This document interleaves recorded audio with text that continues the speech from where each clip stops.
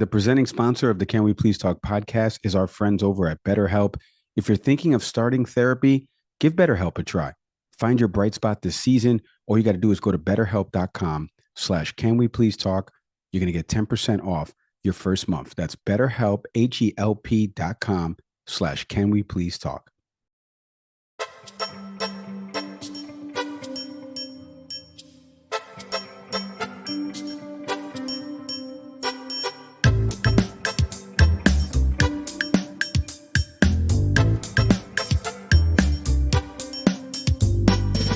Hey, everybody. Welcome into an all-new episode of Can We Please Talk podcast. As always, I'm Mike Leon. And I'm Nick Severi. On the program today, the government's going to run out of money, Nick. On November 17th, inside Speaker Mike Johnson's plan, he is proposing to the House that just came out this past weekend. The third GOP debate happened last week here in my neck of the woods in Miami. Nick and I are going to recap some of that. Former President Trump was also here in Miami, and he said he'd lock up his opponents if he was president. We'll discuss. And then finally, speaking of breaking the law, Nick, New York City Mayor Eric Adams is in hot water. Somebody on his campaign may have broken the law. More on that in just a bit. Before I say hello to my buddy Nick Severi, all new episode of Back Your Play with Q is out there. Rich breaks down the latest in the NFL that just happened this past week, week 10 in the National Football League. Download new episodes of Back Your Play with Q over on leonmedianetwork.com or listen wherever you get your podcasts. Great stuff over there. Rich has had some really great guests, former Penn State and Cincinnati Bengal linebacker Brandon Bell, former Giants running back Brandon Jacobs has been on the show, former Jets safety James Hasty is going to be on his show in a few weeks. So go download episodes of Back Your Play with Q. All the latest NFL, college football stuff. Q does a great job breaking that all down. All right. Now I say hello to my buddy Nick Severi. Nick, what's going on here? You know, last few episodes, I'm always bringing in something with the war, something Debbie. I wouldn't call it Debbie Downer, right? Because people's lives are at stake with that, and there's still hostages that are been captured with that. And by the way, if you want to donate to the humanitarian causes, hit the link in our show notes for everything that's happening there in Gaza. But how you been? How's everything been going? We haven't recorded in a while, so how's everything going your way? It's good. Yeah, actually, we on the other side of recording the Educate US show, we just did our most recent episode, just talking a little about about the debates from an education perspective, just from a helpful clip you sent over to us. But we're good on that side. Life's good. Birthday's coming up for me, so that's right. Yeah, always a fun time of the year, and then we go right into Thanksgiving. So it's 43. Is it 43? 45. Whoa. Yeah, halfway off. Yeah, halfway of the decade to 50. So it's cool though, and yeah, it's just been fun. You know, I aggravating loss by Rutgers yesterday against Iowa. Yeah, expected. I mean, number 22 team in the country, but just painful, and but so painful. I mean, it's so painful. We're gonna get into painful stuff happening in DC, but I didn't know you were 45. I thought for some reason you and I were kind of. I know you're older, but not. I guess as people start getting older in my life that are, in my neighborhood, my neck of the woods, age-wise, it is weird to say. Eventually one day I'm going to be like, you're 60? Are you kidding me? That's crazy. So more on Nick's birthday coming up here. Maybe we'll have some people shout him out and celebrate his birthday. It won't be the people that are in our comment section that that don't want to wish you a happy birthday, Nick. I couldn't care less. I know. Well, actually, no, do I care? I don't know. No, I don't. So yeah. Throw on birthday greetings, throw on hate, whatever. As always, microphone, your own program. So, or Mike could have you on and try to do a better job than I can, but that's right. You won't be able to. So that's right. Oh, I like that. And you know what? Appreciate it. Let's give the people something to talk about in the words of that famous song. All right, let's get into our first segment here, Nick, because over the weekend, this kind of snuck in under the radar for people that don't pay attention to news. Over the weekend, you want to decompress, you want to, enjoy what's happening over the weekend. You want to watch sports, you want to get away from news and politics. I get all of that. But listen, folks, there's something big happening on a big date coming up. November 17th, the government is going to run out of money. And there's a stopgap spending bill that was proposed by House Speaker Mike Johnson on Saturday that would avoid a partial government shutdown. It's going to extend government funding from some agencies and programs until January 19th and will continue funding for others until February 2nd. So it's kind of like a two-pronged approach that he presented. Take a listen to the way this kind of broke over the weekend from some of the outlets and some of the stuff that's kind of incorporated in this approach by Speaker Mike Johnson. Take a listen.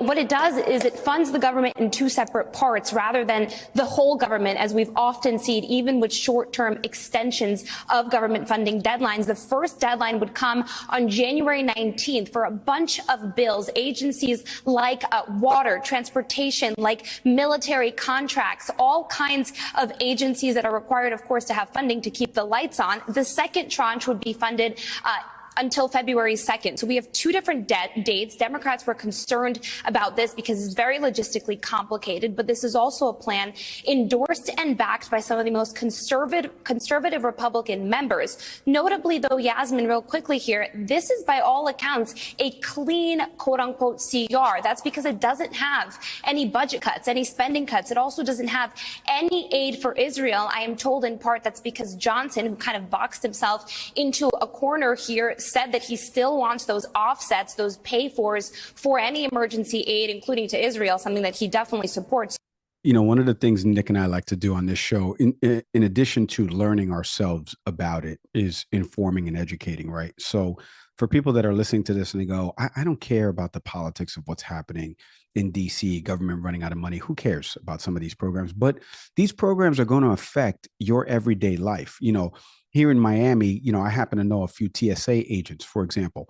So they would be affected by this if the government is shut down, because that is under the Homeland Security Department, right? So if the government is not funded through the period that's proposed here, January 19th and February 2nd, for some other programs, people are going to get furloughed or lose their job potentially, or not have any income that's coming in addition to the folks that work in the DC sector, right? Like normal people that, you know, clean up, you know, over there, over on Capitol Hill and things like that, you know, and work in janitorial services and things like that. So I want people to start thinking of it like that, because this thing kind of affects the larger, right? Because there's people that you may know that work, you know, for the State Department, or they work for Social Security offices, or and different things that you don't think that that's necessarily part of DC, but it is part of what the federal government does. So there was already, Nick, a couple of Republican House members, Representative Chip Roy, who we've invited on the program out of Texas,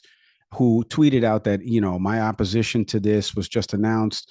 I cannot be overstated. This is funding at Pelosi level and spending for 75 days in turn, you know, for future promises. So he would already be a no. For people that are like, what the hell does that mean? That means that, remember, the Republicans have a slim majority and you got to get 218 to pass a bill. So you can't lose more than 4 votes because of the Republican side, because then the bill won't pass and it won't make it to the Senate desk. Nick, you heard a little bit of the clip there. This kind of, like I said, snuck in under the radar over the weekend. I hate when this happens over the weekend. It's Veterans Day. You know, there's President Biden was out there doing something for veterans on Saturday. So the news cycle is kind of lost in all of this, and it kind of sweeps in. And now here we are having to kind of look at what this proposes, how it doesn't make any big cuts, how it doesn't include funding for Ukraine or Israel, and two things that obviously President Biden has championed for. It doesn't have much in there for the U.S. border with Mexico. Actually, it doesn't have anything in there for the U.S. border with Mexico. Johnson said he's separating Biden's request for an emergency supplemental bill from the temporary stopgap measure.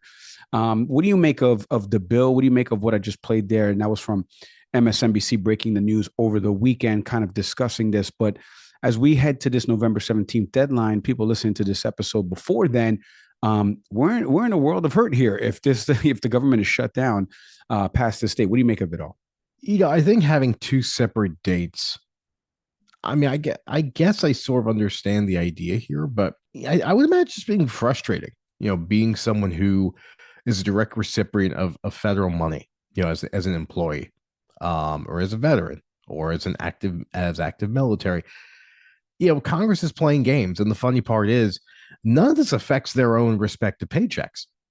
You know, we saw that. We heard, I forgot who on the labor side at the White House had talked about, you know, when Kevin McCarthy, previous speaker, had said, you know, I'll gladly donate my paycheck. And she rightfully brought up the fact that doesn't work. You know, Congress is continuously paid throughout this process, which it would be nice to see that not happen. If the budget falls through, if we do have a shutdown, it seems like the first people who should be out of a job actually should be Congress, never mind losing their paychecks. So having two separate windows seems perplexing, and it seems like the new speaker is trying to trying to make allies in different places. I would imagine it would just be frustrating. At the same time, the release of it, you were talking before about the release of this news. It's not surprising. I mean, it's in sports, we see this all the time. Things that happen on a Friday get buried, or you do it super late in the middle of the night, so you get less attention. Texas A&M's about to fire their coach with a ridiculous payout. Like, this is what people do to try to stay under the radar. I think the new speaker's trying to make waves, but it's unfortunate. I mean, again, we've said this many times on this show that it is stunning to us that we keep seeing this budget issue constantly kicked down the curb. So now it's January 19th that certain programs are benefiting from that will be funded. Then February 2nd is the next window. Like, what the hell are we doing? Like, do we have an actual budget or not? And if this is just indicative of the fact that Congress once again can't get their act together and figure a way to fund the federal government, then they should all be out of a job. Every one of them, because clearly this form of compromise can't work. And in the end, it's not they who suffer at all. Their pensions are fine. They'll still collect the paycheck, but it's the citizens who benefit directly from a federal paycheck or federal funding in whatsoever that are always the ones who get screwed. Yeah. No, you're spot on there. I wanted to read something that White House Press Secretary Karine Jean-Pierre said Saturday again, and maybe everybody kind of missed this because of when it happened, but she said this proposal is just a recipe for more Republican chaos and more shutdowns, full stop. With just days left before an extreme Republican shutdown and after shutting down Congress for 3 weeks after they ousted their own leader, House Republicans are wasting precious time with an unserious proposal that has been panned by members of both parties. So that's the issue, right? Remember, you can't lose more than 3 to 4 votes. And if you do, again, this could end up going to the 19th hour. We could get to November 16th at 9 p.m. and they're voting on something. And like Nick said, it's just, pushing the punting the football down the field. And then that week of January 19th, you and I will be back on here talking about the importance of this, the people that are on government programs, the people that will be affected by all of this. So we're going to keep an eye on that as that continues, because both of these bills right now and this approach by Speaker Mike Johnson, it's really showing how he's doing kind of things the same way Speaker McCarthy did. And if you remember, they ousted him because all it took was 1 vote, which came from Representative Matt Gaetz. So I want to shift real quick because, you and I have had a GOP presidential candidate on here, and we were kind of talking a little bit about how do you work with the House and the Senate? Like, how do you work with Democrats? How do you reach across the other side of the aisle? And the third GOP presidential debate happened here in my neck of the woods in Miami. And there wasn't really any questions about the government shutdown and working with the other side of the aisle. But there was a few interesting things from the debate that you and I were texting back and forth about. And I want to kind of bring it over here because there was some crazy sound bites from your cousin from another mother, Vivek Ramaswamy. I know you're shaking your head about that. But I have no familiar connections other than the fact we share a similar skin tone. That guy's a bozo. And I'm so glad you sent us something that we got a chance to talk about over on Educate US. So folks, I think you'll all enjoy that upcoming episode when it comes out later this week.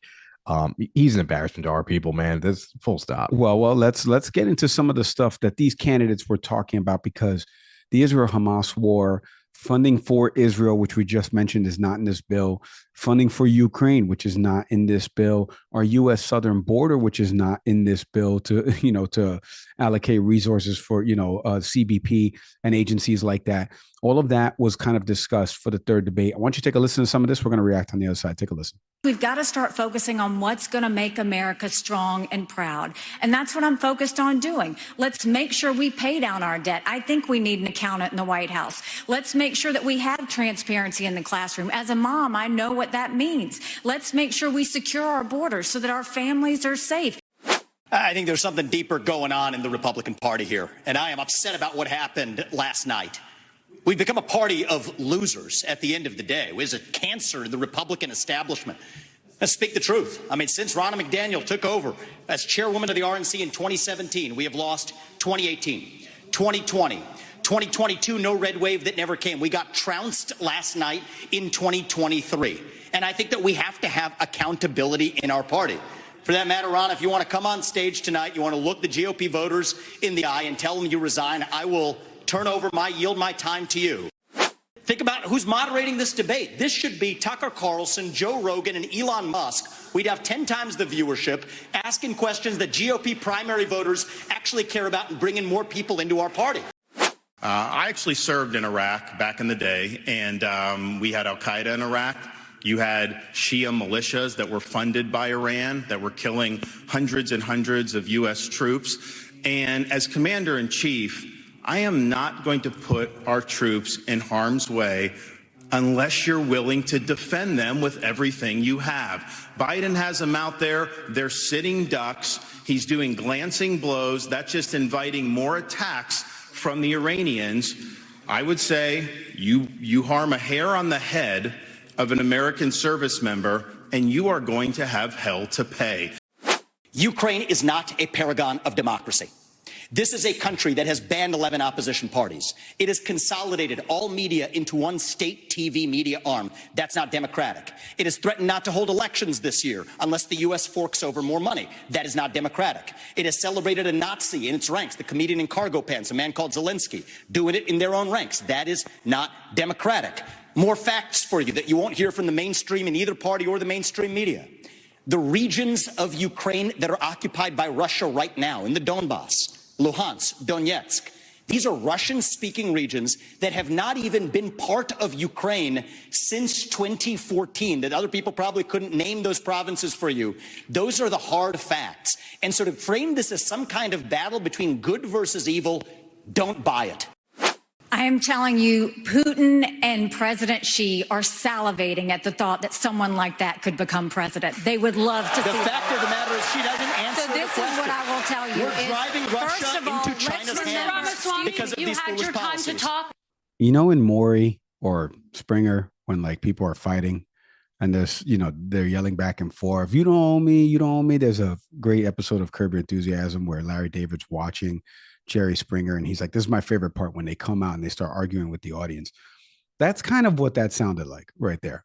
Let's be honest. Some of that back and forth between former ambassador Nikki Haley and Vivek Ramaswamy. It's funny because the third debate happened. The next one's happening in December in Alabama.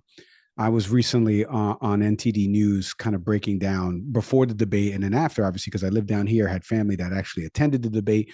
And then I go to The Hill. If you go to thehill.com, who won the third debate? Nikki Haley, and Vivek Ramaswamy lost the third debate. Again, this is according to a poll now. So I said the same thing on television before this poll came out, 538 Washington Post, Ipsos poll that found 34% of likely Republican primary and caucus voters who turned into the debate said that Haley performed the best out of the five candidates. Governor Ron DeSantis came in second place with 23% of the votes. Vivek came in third place with 15%. Chris Christie was at 12%. Chris Christie was actually at 24%. It was Tim Scott who was at 12%, Nick. And I mentioned about getting late early for Senator Tim Scott there. You mean no girlfriend bump for him? No girlfriend bump for him. For the people that don't know what that means, you know, obviously there's been some allusions to whether or not he is dating somebody, if he's, you know, gay or not. I mean, again, to each his own, but he unveiled his girlfriend he says they've been dating for a year now at the debate. And so there's been questions about that. Anyway, he'll probably be dropping out of the race soon. I'll be honest. Like, let's just be honest. Mike Pence saw the writing on the wall, and Senator Tim Scott right now, his polls continue to decline month over month. I have a feeling that he'll be dropping out of the race right immediately after Iowa, if he even gets to Iowa, would be my guess. What did you make of some of the back and forth there? But again, I want for people to understand that we have to start drilling into folks' policies. And the biggest takeaway that I had is something that Vivek just said there about the initial part of the debates being on NBC News, and that this should be moderated by Tucker Carlson, Joe Rogan, Elon Musk. First of all, that's a stupid sentence. That's one. Like, only two of those guys have been on TV, and the third guy is so awkward on television and happens to be a billionaire. But the biggest part of this is the reason why this debate went better than the other ones is because there was no shouting over, other than those few instances that you saw there. It was moderated and handled well. Here's the question. You get your time. I'm not giving you back and forth time like a diss track to you be able to go back and argue with that other person about something that they just called you out on. And I think when you start drilling into policy things, I actually thought Nikki Haley answered a lot of the questions better. We all seen that social media clip about her answering women's reproductive rights and humanizing this issue. She has said it numerous times. She probably answered it the best here in the third debate. But Vivek Ramaswamy continues to I don't want to say that he's spouting Russian talking points. I don't want to say that. But him saying that Ukraine's not a democracy because they've banned 11 political parties. Those 11 political parties have ties to Russia. That's why they've been banned. They have ties to Russia, the country that invaded them. That's why they've been banned. They've consolidated state media. Yes, because the other stations were being funded by Russia. That's why they've consolidated state media. He leaves those parts out. Like this is my whole thing with this honest conversation part of this. If you're not on the up and up, we're not going to continue conversing here. So he said, don't buy it, that this is a battle between good and evil. Don't buy it. Folks, not only should you be buying it, you should be buying more of it after what he just said, because it is a battle between good and evil. Because if 4 out of 5 people see that a house is on fire and they're running from the fire, and one guy's like, nah, it's not really a fire, I'm just going to walk over there. Which one are you going to do without even looking at the house? You're probably going to run. And these other folks are telling you that Russia is the aggressor here. Russia has done this under the Obama administration with Crimea and annexing Crimea. They're doing this now and invading a country, and it won't stop them if they can go into other NATO ally members if we're not unified. And Nikki Haley, I thought, said it best there, that Putin is salivating at the thought that Vivek Ramaswamy could be the person in charge of our foreign policy and the largest military in the world outside of China. What'd you make of the third debate here? Again, not the Republican on the 2-person panel here, but what'd you make of some of the stuff you heard, the transcript? I know I don't know if you were watching or not, but what'd you make of it all? And then some of the stuff we just played there. No, I paid attention to some parts of it. I've said that since the first debate, there's nothing that we're learning at this point. I mean, actually, that's not true. I think we're learning how shockingly silly some of these people are. I've said, like you, that Nikki Haley has sounded the most capable, most presidential of these candidates, and she continues to do so, partly because she doesn't engage in or doesn't spout, I think, the silliest of rhetorics. I think she's trying to find middle ground. I don't agree with her on her stance on reproductive rights. Basically, she's been saying, folks, that the state should decide. And I understand the sentiment there, but I think that this is a matter that, especially when you have states like Nebraska arresting women because a Facebook chat indicated that one of them was seeking an abortion, I think there is some form of federal protection that should be in place. But that's not about me and my talking points here. I'm blown away by that comment of, there's places in Ukraine, as Vivek had said, that speak Russian, and that's reason that they should be considered Russian territories. We heard similar talk from the Germans in the late 20s and the 30s, when they tried to make the push to take Austria. It's this horrifying idea that, well, they speak the same language as us, therefore they're our people. No, there's a border, and you have to respect that. So the fact that Vivek's taking a strategy point from the Nazis is something that we should all be alarmed by. And the fact that he's more worried about who the moderator is and who it's not, and the failures allegedly of the RNC chairperson. Dude, if you had a better platform, if you sounded less like a robot, maybe people would take you seriously. Maybe you actually could do as good a job as Ambassador Haley has done, or possibly cut into Trump's lead. But you don't, because I think, as Christie had put it, you do sound like something like some weird conservative neo-Nazi chat GPT that spits out just foolishness. I've said, spoiler alert, I said this on the Educate US show. I'm going to say it here. He's an embarrassment to my people. There's no full stop. There's no other way for me to explain it. Everything that bozo says makes our people look that much dumber. And it's just embarrassing. There's nothing of any sound thought whatsoever to what this person says. And every time he opens his mouth, he confirms the fact that he's an idiot. So, and you could see by the reactions of other people on the panel, no one ever looks at Vivek and says, maybe he's on to something. No, it's just shock and horror that someone this unstably stupid is rich. And then secondly, that this person has any remote shot at winning the presidency or the nomination, which he doesn't. And everything he just says makes us all that much more dumber for having heard it. So it's still Haley's to lose, at least as it relates to the debates. But again, the cynic in me comes back to the fact that this is great. This is fantastic, but you're all playing for number two. You know, I was talking with somebody earlier today about Trump is smart about not entertaining any of these debates. Like, he has built a brand unto himself. He has somehow won these folks over in 2016. They're still riding with him through 2020. Vivek mentioned of all the losing and blaming it on Ronna McDaniel. It's not totally on Ronna's, feet. It's more on the other guy has a stranglehold of like 35, 40% voters out there, and mainly 90% of the Republican electorate. So that's the biggest issue. He didn't point that because obviously he's trying to placate to those folks and get them to eventually vote for him. They're not going to. I will say this about separating real quick Vivek, the businessman, from Vivek, the guy running for president, because to me, it's easier to run for president and say a bunch of things. And then once you get elected, realize you can't enact those things. Obama, with Obamacare, you're going to keep your doctor. You can't keep your doctor, Nick. Unfortunately, they're not going to take those Fidelis and those insurance companies. They're just not. That's the way it works. You know that as somebody who's married to a doctor. My wife worked as a medical secretary. They're not going to take it. So, and then it's the same thing with like Trump. Mexico's going to pay for a border wall. Yeah, I'll just say it out loud. They're going to pay for it. They're not going to pay for it. That's not how it works.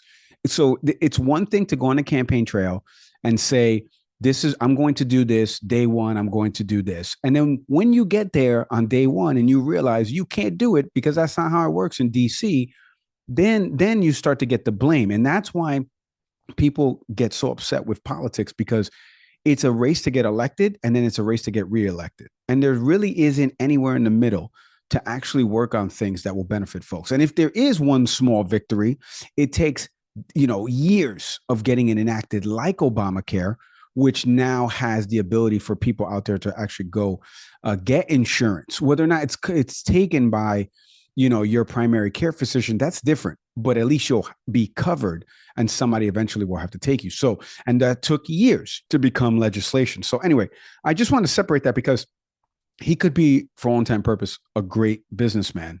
I don't know anything about the biotech field. I don't know anything about what he's done before and how he's made this money. He's written 2 books. I don't know how he's gotten publishing contracts to write books. I know it's not incredibly hard to get your book out there, an idea, and a publisher to, kind of say, yeah, let's do it. But he did that. Let's separate that from what you're saying right here, which is it's lunacy on the foreign policy side, because there are people there that on the stage that are former ambassadors, attorney generals, governors of big states. And they're over here saying, I wouldn't do that. And it's like, to your point, it's exactly to your point. No one there is saying, yeah, Vivek's, he's catching on to me, at least on stage. No one is saying he's right. Whereas in 2015, going into 16, if you remember in the Republican primary, John Kasich was always saying Donald Trump is right about this, but he's not saying it right, as he was always go right after the former president in terms of speaking. So we leave it there. When we come back after, speaking of the former president, speaking of the laws being broken, we're going to talk a little bit about the former president, something he said about what he would do if he was back in office, and New York City Mayor Eric Adams, hot water. That's putting it mildly. More on this when we come back after the break.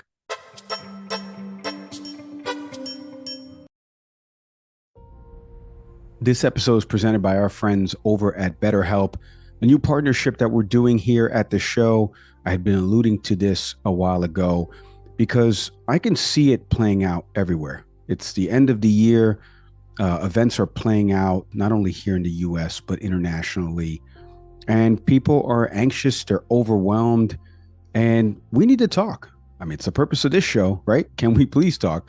And we've partnered with our friends over at BetterHelp. If you're thinking of starting therapy, I want you all to give BetterHelp a try because it's online, it's convenient, it's flexible, it's suitable to your schedule. Nick, I know you're excited about this partnership, and we've been talking a lot about the mental health space and getting people to talk again, right?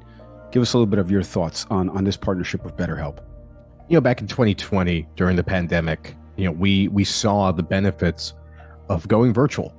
And one of the biggest examples of that was the work that the folks at BetterHelp were doing about making mental health available in the virtual space. But oftentimes when we think about BetterHelp, we think about post-pandemic. And the reality is that BetterHelp has been around since 2013 to help provide access to healthcare. And they have about 30,000 licensed therapists that they're working with to offer that opportunity. I'm very excited about this partnership. Yeah, that's very well said. So all you got to do is go to betterhelp.com/canwepleasetalk. You're going to get 10% off your first month. You're going to fill out a brief questionnaire while you're there so you can get matched up with a licensed therapist. You can switch therapists as well anytime for no additional charge. You know, I want people to start talking again. That's why we've done this partnership with our friends over at BetterHelp. Hit the link in our show notes or go to betterhelp.com/canwepleasetalk to get started today.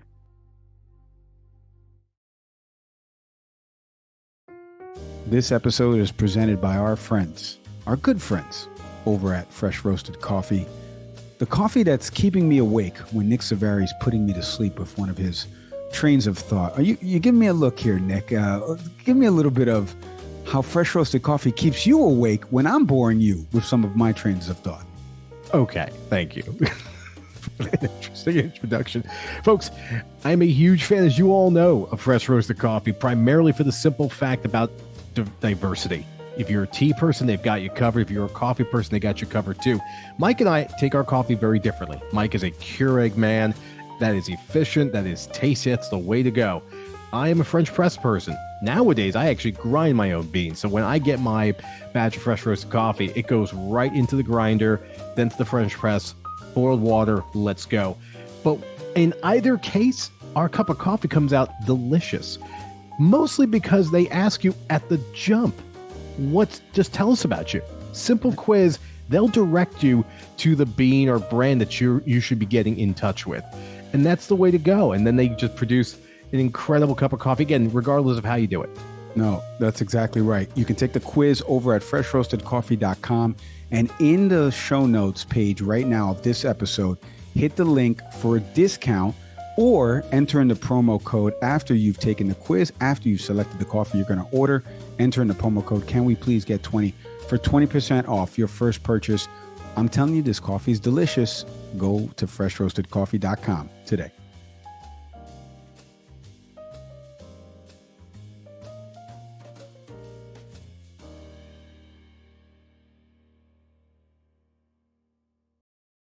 All right, Nick, as the former president, Donald Trump, continues all of this legal stuff that he's going through in the new year, he's got the civil trial out there. By the way, we have not covered the civil trial, and I don't feel the need to cover it, by the way, folks, because Nick and I, if you're a new listener to this show, Nick and I have a bet about the former president, whether or not he will actually serve time in jail.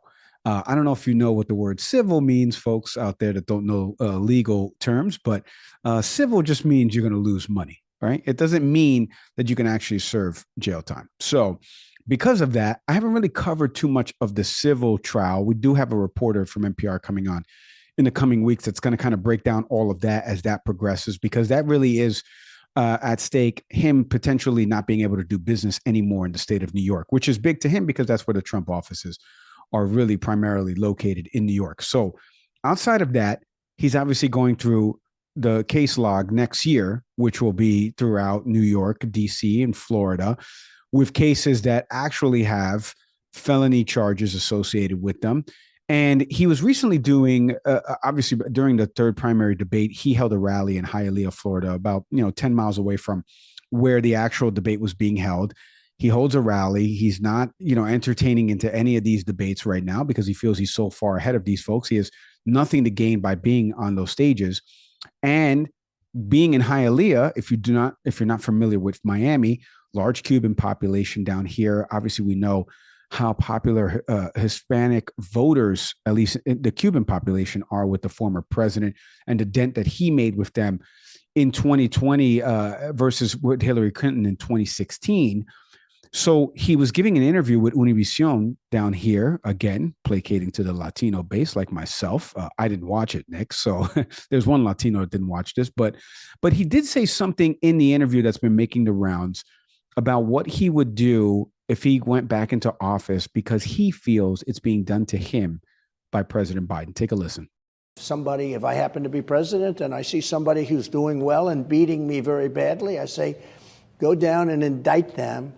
Mostly that would be, they would be out of business. They'd be out of the election. In my case, there was such pathetic indictments like, I challenge the election. I challenge the election. Everybody challenges elections if they think they're wrong. The Democrats challenged my election in 2016. Almost everybody, they challenged it. Well, nothing happened there. So these are political indictments. These are Biden indictments. And the people get it. They really get it. It's been very impressive to watch. All right. So a bunch there, Nick. Obviously, for people that are listening to this, Nick and I are not supporters of former President Trump. I think if you've heard the show, you would know that Nick is not even remotely close in the orbit of former President Trump. And I'm not a supporter of former President Trump, mainly because, as Nick has said on this show, we're both Northeast guys. If you're a Northeast person, you know the way Donald Trump has characterized local media in New York, how he doesn't get enough attention about this. There's been some real estate dealings that have gone haywire. There's been some things with casinos in Atlantic City that he's kind of left high and dry.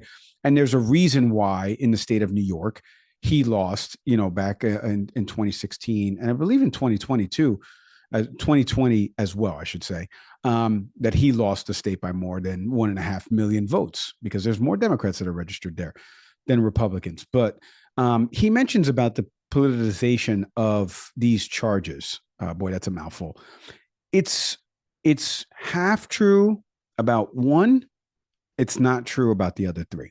And we've even had a Republican strategist on a few episodes back, Bill McGinley, who was a former assistant to President Trump.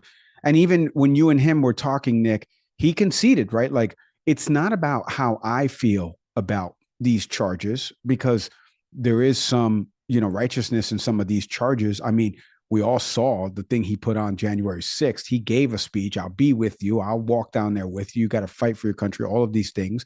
Now, again, in the legal realm, we're going to find out if any of this rises to the level of a crime. He's being charged with it, but we're going to find out if a jury of his peers think he actually did this stuff. But the Republican strategist even said to us, Nick, if you recall, it's truly, truly, truly not about whether or not he did it. It's how these people feel, because he's telling them these are politicized. And then when we've had lawyers on, criminal defense attorneys, and former DOJ, FBI folks on, they've all said, look, the New York one, Alvin Bragg, statute of limitations, it's a misdemeanor at best. It's not even a felony. None of it has risen to the level of a felony. You probably don't bring that against, somebody that doesn't have the public stature that a Donald John Trump has, right? Okay. What about the other ones? Well, the other ones, classified documents, we've seen other people get arrested for classified documents. January 6th and an insurrection and the level that rises to, we haven't seen that. No one, we haven't seen that from a former president. So we don't know what's going to play out with this. But him saying something like that about that he feels that this is so politicized, okay? Remember, this all happened in 2021. It's going to be 2024 in a few weeks. Like, this took 3 years to build these cases. And finally, it takes to the level of saying we do need to charge him because he did this. It doesn't matter that he was the former president. Nobody should be above the law. Yet he's gotten it into people's minds that it's been politicized. And so it goes back to what people feel versus what's the actual reality behind it. I said a mouthful there, but Nick, what do you make of his comments here and then him not participating in these debates, and how you just said it in the last segment? This guy's leading the field by a lot. How is this guy leading the field by a lot? Yeah, I mean, it's interesting because I think the polls, again, are samplings, right? We generalize a lot. If I were to group every Republican voter in this country, Trump probably still carries the majority, but is it insurmountable to someone like a Nikki Haley? I don't know. Is there a form of Trump fatigue in this country? It's hard to say. It doesn't seem like it, but when Trump talks about that these are, these accusations are all political, he sounds like, a deposed dictator trying to get back into power. The state's against me, and This is not done for the people. My opponent is after me, blah, blah, blah. And it's the same stuff he said when he ran, when he threatened to throw Hillary Clinton in prison.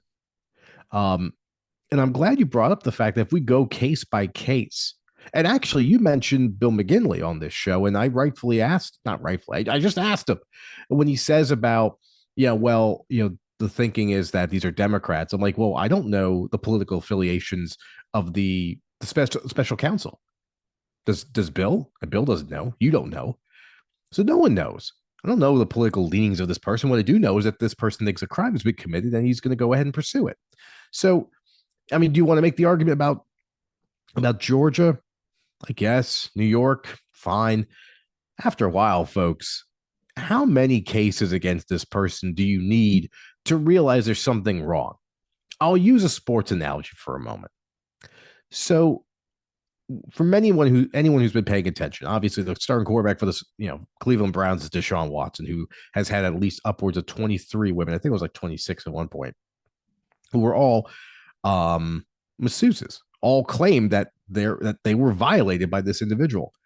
If I told you one person came forward, one woman came forward and said this, we'd all probably take pause and say, that seems crazy. Can we learn more about it? If I told you that 24 people came forward and said he did something, I think at some point we'd say, you know what? Where there's smoke, there's fire. Whether this leads to a conviction of guilt against, in any case, remains to be seen. But after so many cases, you have to imagine there's something wrong with this individual. And for him to put this up as, well, I'm just the victim of politics, or I'm just the victim of the left, get the hell out of here with that. We have you on tape asking for votes. The state of New York right now is dealing with the fact that, Trump's lying about the value of his property to basically get loans at an inflated cost, which is considered a crime. At some point, you're going to have to recognize the fact that you're a fraud. You're a fraud and you're a liar. And if you don't trust us, folks, go talk to Jeff Pearlman, who's written a fantastic book about how this person, even in football, couldn't be trusted. So, and as Mike said it, if you grew up in the Northeast, from the 80s through now, there's nothing redeeming. There's nothing truthful about this person, except the fact that he's always been about himself. I have nothing to add to that, Nicholas. We'll leave it there on the former president. It is dangerous for him to say some of that stuff in that interview with Univision. And by the way, the Univision reporter, you got to push back on some of this stuff. Again, another example of like this interview was done in English. It was not done in Spanish. It was a English taped interview. I need you to push back on some of this stuff here. So you think it's okay to jail folks just because you feel that this process is politicized. Feeling and it being are two different things. And the Univision reporter there should have pushed back on some of this stuff. All right, before we sign off here, Nick, one quick thought on the current mayor of New York City, who once said one of the dumbest things I ever heard on a campaign ad, that he makes his own bagels at home and doesn't get bagels from a New York bagel place. That's right. He said that. He literally said that when they asked him, what's your favorite bagel place? Like, I can tell you where mine is. It's Best Bagel on 35th between 7th and 8th. And he said, yours too? Yes, I love snap. Best Bagel. It's the best. And he said, I make my own bagels at home. And I said, I'm not voting for this guy. And this is when I lived in New York. And again, you can't just, it's like when Andrew Yang said that, what's your favorite subway stop? And he said Times Square. I mean, come on, give me a break. But we leave that there about him. But unfortunately, the FBI is not leaving it there because they've recently started digging into his campaign manager's financial records.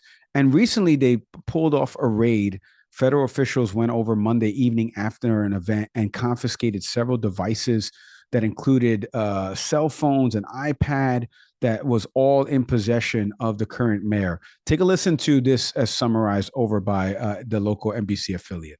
FBI agents seized phones and an iPad from New York City Mayor Eric Adams as part of an investigation into his campaign fundraising. Agents conducted that seizure on Monday night, approaching Adams after a public event. Details of the investigation haven't been disclosed, but the New York Times reports authorities are examining whether Adams' team conspired with the Turkish government to solicit illegal donations. When I heard this, it made me think of the Bob Menendez story and what Bob Menendez was doing. And it's just, what is going on here that our politicians at the local level, at the state level, at the federal level with Bob Menendez are accepting bribes from foreign governments. Like, what is going on with that? And now, obviously, he's pleading his innocence and denying all this. But again, as I've said before, the feds just don't show up to anybody's house and they haven't shown up to my house and take my phone. They shown up to your house, Nick? No, of course not. So something's up. What do you make of Eric Adams and the confiscation here in the FBI investigation? Yeah, actually, recently, the New York Times has a really good article out this weekend, just detailing what's going on.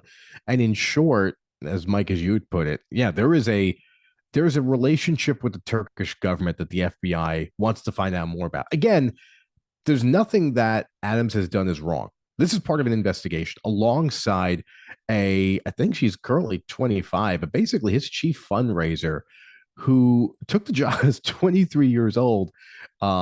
Apparently the mayor had thought at the time, or up and coming mayor, that all he needed for a fundraiser was an organized young person with a spreadsheet. That were the words he had said. And apparently that's wrong. I think you need a little bit more than that. But the article is fascinating. A couple of details I took from it. One, the building that the Turkish government was able to get passed through. Basically, what was a matter of that the New York Fire Department looked at a fire prevention plan from the Turkish government, for the consulate rather, for this building, pushed back, said this is unacceptable. You need to go back to the drawing board and do something about it. And there was a constant back and forth. And then suddenly Mayor Adams comes forward and asks for this to be moved forward, move the building to be constructed against the wishes of the New York Fire Department. Shockingly, a relationship that Adams has with the Turkish government dates back to 2015 when he was Brooklyn Borough president, and had part of his trip to Turkey funded by the Turkish government. Which, as Mike has said before, why are local office holders in the United States, traveling to other countries and having it funded by that respective government is beyond me. Adams pushed through that construction of the consulate building. Again, as I mentioned before, consulate's worth about $300 million. People in Turkey have protested the value of this building and why it's there. In addition to that building, there are 35 floors, including apartments, a prayer room, and a consulate office. Now, why are there apartments there is beyond me as well. So a lot of this information that the FBI is trying to acquire is based on what is the relationship that Mayor Adams has with the Turkish government. And is everything I just described, all of it is fact, is all was vetted by the New York Times. Does any of that indicate any form of wrongdoing? I don't know. But similar to what I just said about the former president a moment ago, there's a lot of details coming out that do make you wonder what exactly is the relationship going on, and let the FBI simply do its job.